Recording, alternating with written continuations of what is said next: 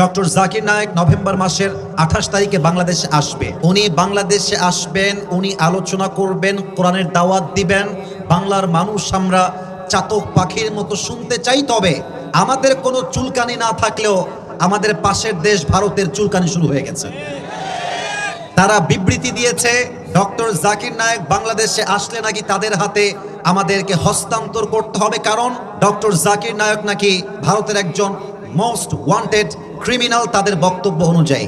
আমি আমাদের ইন্টারিম গভর্নমেন্টকে অ্যাড্রেস করে একটা কথা বলতে চাই, ডক্টর জাকির নায়েক আসবে, ভারত যতই চিল্লাক, ভারত যতই কথা বলুক, সাফ সাফ বলবেন এটা আমার মাতৃভূমি, এখানে আমার কথা চলবে, ভারতের কথা চলবে না।